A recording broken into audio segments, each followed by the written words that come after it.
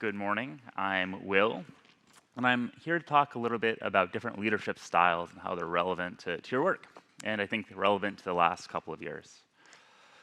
Currently CTO at Carta, done a few other things, written a handful of books, most recently the third one, Engineering Executives Primer. I think it's worth reading. And when I graduated from college, the first job I had was teaching English in Japan. And basically, they take a bunch of 21-year-olds, they ship them over to Tokyo, they give them a day of training, and they ship them off to kind of random towns. And I was a computer science graduate, so I definitely didn't know anything about teaching, and neither did anyone else. But the interesting thing is, many interesting things, is one of the key pieces of training they give you is they talk about the culture shock curve. And you come in, most of the people had never lived abroad before. They show up in Tokyo, and the first couple months, everything new, everything different than what you've seen before is better than what you were used to. And then it kind of flips, and then for a while, everything you've never seen before is worse. And then you slowly kind of get to a spot where you can appreciate what's different about living in this new place and what was great about where you were before, and they're both kind of good in different ways. Something I really thought about is most of the people followed this curve. Most of the people kind of popped out. They had a bad, month 3 or 4, and then they slowly came out. Some people literally never popped out, and some people were pretty pissed in month 3, and they were pretty pissed off in month 4 and 5 and 6, and they just never got out of it. And I've been thinking about that a lot over the last few years because I've seen something a little bit similar happening with engineering management and engineering leadership. I think for those of us that came into leadership roles in the 2010s, it was a pretty different role than a lot of what we're seeing now. In 2010s, supporting your team, this idea of the shit umbrella where your number one goal was to protect your team from the idiocy of the executive team and their initiatives, right? How do we prevent the executives from getting in the way of the team doing what they think is important? And then in 2020, things really have shifted for a lot of folks, where all of a sudden we're getting kind of different set of expectations. What does a good manager look like?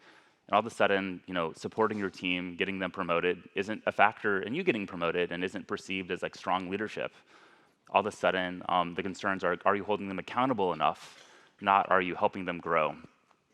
And I think a lot of managers have been wow, this is pretty challenging, this is difficult, but they've kind of figured it out and can't come to this new kind of set of expectations. But I see a lot of people are just frankly, pretty pissed off and are hey, this new style of executive, this new style of company is misrun. These new companies are not well-run companies, and it shouldn't work this way. It should work the way it used to work. And I get it, but when I really think about our careers, there was what happened a decade ago. If you've been working longer in leadership roles than a decade, the decade before that was pretty different too. This decade's pretty weird, and I promise you, next decade's going to be super weird too. I just have no idea exactly how it's going to be weird, right? And I've been thinking, why did some of the leaders pop out of that transition, where they've come to the other side pretty successfully? And why are some of the leaders that I work with, some of my good friends, thinking about quitting the industry because they think the new kind of mode is so terribly run that they don't want to be part of it? I really think a lot of the folks who are kind of resistant to popping out or frustrated with the new world order are just missing a key leadership style. And there's basically 3 leadership styles that you need to be an effective engineering executive or leader. And there's leading with consensus, leading with policy, leading with conviction. And for me personally, this idea of leading with conviction was one I didn't really have before 2020. It's just not a way I operated very much, and it's been a learning curve for me to get there. And the other piece is I think sometimes people are looking at this and they look at the new kind of shift and they're hey, I didn't have this leading with conviction model. And it could have been hey, I'm just screwed. I can't, I'm just done. But instead, the alternative is hey, can I learn it? And I really think, one, I've been able to learn it. I have some examples of where it's worked well and not worked so well for me over time. But also, I think that's true for all of us. If there's a member that you're coaching on your team that is struggling to make the transition, they can learn these models. These aren't things that we're born with. And I think often when you read kind of thought pieces about leadership, there's this idea of kind of this intrinsic person built a certain way that you want. But I think we all learned a lot to get to where we are. We've all very different than where we were and who we were a decade ago, and we can all make that transition to the next set of leadership styles as well. So I want to talk a little bit about these three styles. I want to go into like a success and failure example for each of the three styles from my own experiences, where like I tried and failed and tried and succeeded in different ways. Then I want to talk a little bit about how can you pick these styles up as well yourselves, or again, if you're coaching someone on your team who's struggling to pick them up, like what could they do? So starting from the top, I think leading with conviction, I think the idea here is like looking at problems where you can't really build consensus. Maybe stakeholders are pretty unalignable. I think one that comes up a lot is you do an acquisition, you bring a company in, and they're using a new programming stack. Maybe they're front-end, back-end TypeScript, and your current infrastructure is only Java. And you can never convince the developer tooling team they want to support TypeScript on the front end and back end if they've never done it before. It's actually just misaligned. Similarly, you can never convince this company you acquired that they want to like rewrite their entire stack into Java. So there's no way to like build consensus here. Like the incentives and like the interests are just like inherently like not that well aligned. Instead, the playbook for something like that is like you personally have to go in, talk to the folks with the context inside your company, yeah, but definitely like working your peer network across the industry as well. Build that context in, and make that decision yourself and lead it through. So leading with policy is like looking at decisions where you want many different people to be able to make the same decision consistently across the organization. I think quarterly planning, hiring decisions, promotions. And then finally, leading with consensus. And leading with consensus is as you'll see, one, I think my least favorite way to lead. And two, probably the way that I end up leading the most. It's not that I love doing it. It's just like many times, like it's the only choice available. Ideally, the CEO would care about every problem I care about and need to work with the executive team. In reality, like the CEO definitely doesn't care about many of the problems I care about at the time that I care about them. And they'll never get solved if I wait for him to care about them because he has other problems he's worrying about. And so often consensus is the only style that can actually make progress. And you have to have all three of these to be an effective leader. So again, conviction, dealing with like difficult stakeholders where there's no one who can actually force a decision, dealing with a ton of ambiguity where there's just no obvious path forward. There's so many problems, I think often like data locality problems as you think about going like into international setup, where there's just no obvious decision. And maybe your engineer is like, well, there's no product requirements. And like there'll never be a product requirement about navigating like data locality and how it shifts over the next decade. The product team doesn't know. Like you don't know either. I also don't know. And for problems like this, you have to build conviction and actually figure out and take some risks and maybe get it wrong. But there's no way to actually like play it safe on some problems we need to make the progress on.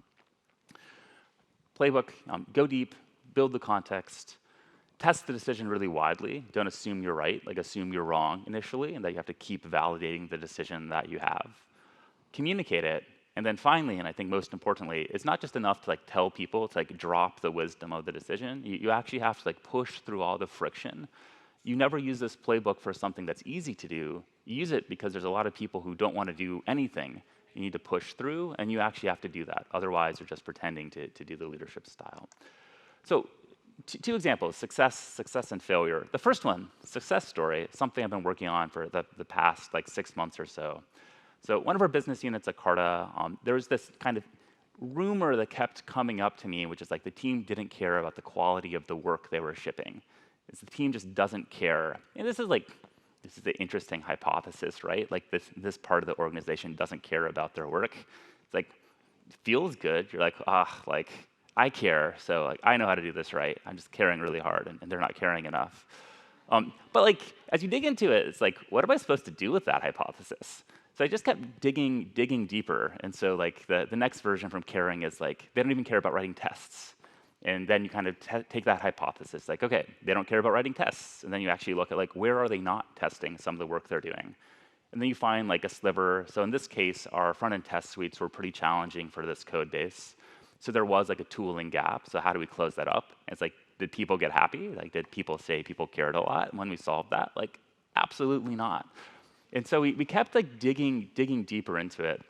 And really where we ended is that our release process wasn't quite working for the problem domain we were working on, which is this was like fund management, and funds are extremely like inconsistent in their configuration, their setup and whatnot. And so we actually had to work to a totally different release process from instead of kind of a typical release process where we kind of get a couple tests and roll it out like incrementally. We had to like start releasing across cohorts of similar batches of funds that behaved in similar ways. And all of a sudden, like quality starts to look like it's improved. People start to look like they care. But the thing that's important is like if I had just like started the first hypothesis, we would have never made progress. It was the wrong hypothesis that people didn't care. People do care, like we're somehow getting in their way. Second, if I had been happy with a second hypothesis that was like a testing gap in the front end, we also wouldn't solve the problem. And so this is the place where I was in like a weekly meeting with all the key people, like debugging why hypotheses weren't working and pushing through that and making sure I actually understood what the details were rather than just assuming I knew what was going wrong. Coming back to assuming I knew what was coming wrong, I tried a very similar project at my prior company where I was CTO at Com. And I came in and testing was very inconsistent. I was like, these people don't know how to test. I'm going to teach them. And so I told them, I pulled the people into the room. I was like, here's what you need to do.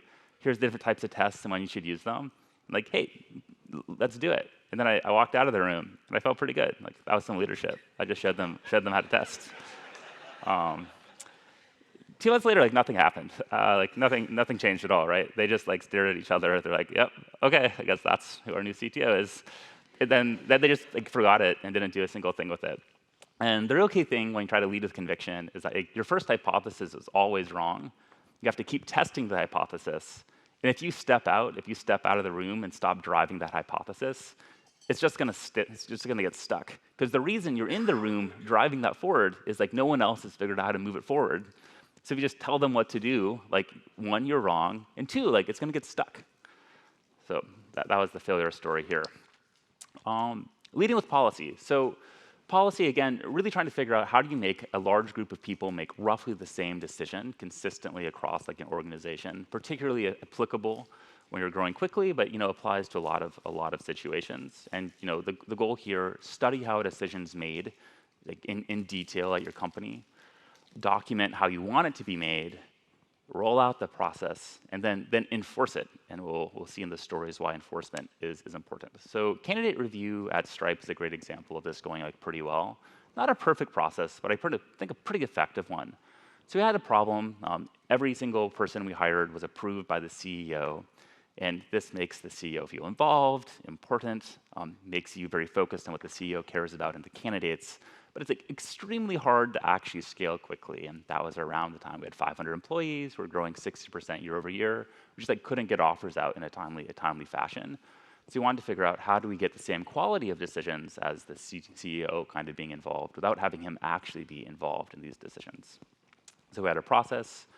Every week, we met 3 times, a rotating group of like 5 folks, like 4 folks in engineering, including a senior engineering leader reporting to the CTO, plus like a senior engineering recruiter who reported into the head of recruiting and tech recruiting. And so what we would do is we just like look at the packets where people said hey, we should hire this person or not hire them, and we just like gave feedback, and we'd be the final approve if we thought it made sense, or we'd give them feedback to hey, seems like there's some bias here. Hey, it seems like this is inconsistent.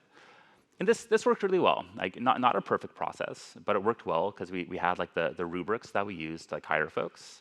We're able to refine the rubrics as we saw like how people behaved and like what we wanted to get out of the rubrics. We could keep improving it. Things would go wrong in that room for sure, but we had a senior leader reporting to the CTO, so we could escalate to the CTO. We had the senior tech recruiter who could escalate to the head of recruiting. And we could fix it, and so it worked really well. It wasn't perfect by any steps, any kind of sort of anything you'd imagine. It was pretty challenging in a lot of ways, but the enforcement mechanism really slowly but surely kind of made things work really well. Counterexample: we rolled out Agile at Stripe, and people love Agile. People also don't love Agile, and I think a couple things. Everything really went wrong in this one, but we didn't really study how people made decisions and planning decisions at Stripe at the time. It was just like, if they just knew about Agile, capital A, things would go fine. And they did, and they weren't using it, but we didn't really do much study there. The head of engineering at the time made someone write up a document how to do Agile. There was a meeting, like it was rolled out. Then it was like, everyone needs to commit to doing Agile now. And so like your only choice in that meeting is like everyone like nods like very, very seriously. But we never spoke about Agile a second time after that meeting. That was the entirety of it. And no one changed their behavior, right? And so this is, again, like this idea of enforcement, like writing a policy, telling people, this doesn't actually work that well. You have to have the mechanisms where you can like enforce, but the enforcement mechanisms are also like where the learning happens, right? And so if you don't enforce, you can't see where your policy is failing. And if you don't see where your policy is failing, then people just work around it in silence. Doesn't work too well. Then finally, leading with consensus. And so, like I said before, I hate leading with consensus. I really try to avoid it. That's why the playbook here is like, decide if you really need to make this decision, because you don't want to make the decision if you can avoid making it. But what I consistently find is there's just so many things I know I need to do that I just can't do if I wait for the decision maker to get involved. I think this is true for you as an executive, or your peers are the head of product and sales and whatnot. Like the CEO is like doing stuff, and it's not usually like improving your like hiring process. They're never going to get involved there. They just can't prioritize it most of the time unless their CEO happens to love hiring. That's like not that helpful. It's kind of randomizing. So instead, like you often have to take on these problems, even if you don't think they're like easy to make progress on with consensus, because you have to make no progress or some painful progress using consensus. And like I said, I use this style more than anything else, even though I wouldn't say it's like particularly fun at all times. First story here is decomposing the monolith at Uber. And I think one of the things I enjoyed about Uber was there was effectively no clear strategy about anything. There's just like a lot of pressure applied everywhere. And so we got this problem, like, hey, the monolith was really hard to work in, but we didn't have any like power to like tell people to like move into like services or something. It was just like the monolith sucks, like it's your problem. You're like, okay, like can we make them switch? Like, don't talk to me. It's just like, so you have this like mandate, but like no power, right? So what do you do? And what we did is we like just we like studied our customer, like the engineers trying to develop in the monolith. We understood their problems, and we just tried to make a really, really good self-service provisioning process where they didn't have to talk to us, they didn't have to get permission to get into like production. You did need permission, but anything else, you could just do it yourself. When people came in their first day, we had new hires like provision a service to actually walk through the entire piece. And we just made it really, really easy. We couldn't force them to do it, but we could make it so easy that they voluntarily wanted to do it. And this ended up working really well. Eventually, we never could make the mandate, but eventually we got a product director to make a mandate in their area to move off the monolith. We slowly built kind of progress, but at that point, that was the only thing left that hadn't moved over, because we found the ways and the incentives to get people to move over voluntarily when we couldn't actually do it through force. Counterexample, though, of a time that I tried to run consensus. So at Com, we did a layoff in I think 2022, and the chief product officer and I had like a pretty clear theory of how layoff should work. In theory, how layoff should work is basically you go talk to your investors, you figure out the correct amount of spend for a company growing at your rate and your current revenue, and then you should target that. It's painful, right? But there's like a principled approach. So if you figure out the correct amount of R&D spend for a company at $100 million of ARR that is growing like 30% year over year, that's really helpful because you can figure out the target. Much less interesting is if sales and product are fighting over like spend and trying to figure out like who should reduce costs. But even though we tried pretty hard, we could actually never get the executive team to align on this methodology for like running the RIF. And instead, it just ended up to being like a pure like escalation like mess where everyone is independently escalating to the CEO, trying to get like a larger chunk for their size of the team. And I think in that case, like we just couldn't get people to believe this was a good way to do it. And sometimes that's a challenge with consensus, right? Like sometimes the reality is like the stakeholder is not engaged and the incentives are not aligned. And sometimes you have the relationship with people to get them over that hump. Sometimes you don't. So as you think about building these styles, the challenge I'd give all of you is to look at like which of these styles, conviction, consensus, policy, do you use to solve the next really 5 challenging problems that you run into, and just document which of those that you use. Then once a month, use a style that you don't like using. Use a style that's not most comfortable for you, and slowly force yourself to build that up. This will work for you. This will work for someone on your team. All right, thanks.